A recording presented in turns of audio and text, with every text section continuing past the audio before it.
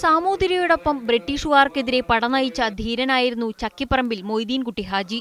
ബ്രിട്ടീഷുകാർ വേട്ടയാടിയതോടെ ജന്മനാടായ കൊണ്ടോട്ടി വിട്ട് അദ്ദേഹവും കുടുംബവും കോട്ടയം ഈരാറ്റുപേട്ടയിലേക്ക് താമസം മാറുകയായിരുന്നു.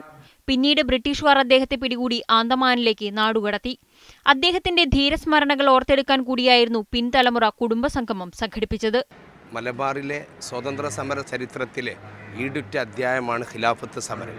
ഈ സമരത്തിൽ നേതൃത്വപരമായ പങ്കുവഹിച്ച വാര്യൻകുന്നത്ത് കുഞ്ഞഹമ്മദ് ഹാജിയുടെയും അദ്ദേഹത്തിൻ്റെ പിതാവ് ചക്കിപ്പറമ്പൻ മൊയ്തീൻകുട്ടി ഹാജിയുടെയും സ്മരണകൾ ഓർത്തുകൊണ്ടാണ് ഈ ഇത്തരത്തിൽ സംഗമം കുടുംബത്തിന്റെ പേരിൽ സംഘടിപ്പിച്ചിരിക്കുന്നത്. ഹാജിയുടെ ഈരാറ്റുപേട്ടയിലെ പിൻതലമുറക്കാർ സംസ്ഥാനത്തിന്റെ വിവിധ ഭാഗങ്ങളിലുള്ള ബന്ധുക്കളെ തേടിപ്പിടിച്ച് ചക്കിപ്പറമ്പൻ ഫാമിലി അസോസിയേഷൻ എന്ന സംഘടന രൂപീകരിച്ചിരുന്നു.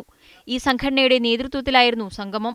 വാര്യംകുന്നത്തിന്റെ സ്മരണകൾ പങ്കുവയ്ക്കാനായി ചീഫ് വിപ്പ് PC ജോർജും എത്തിയിരുന്നു. ചടങ്ങിൽ കുടുംബത്തിലെ മുതിർന്ന അംഗങ്ങളെ ആദരിച്ചു. ഒടുവിൽ ബന്ധം കൂടുതൽ ഊട്ടിയുറപ്പിച്ച് അടുത്ത വർഷം കാണാമെന്ന വാക്കോടെ അവർ മടങ്ങി. മീഡിയ 1 കോട്ടയം.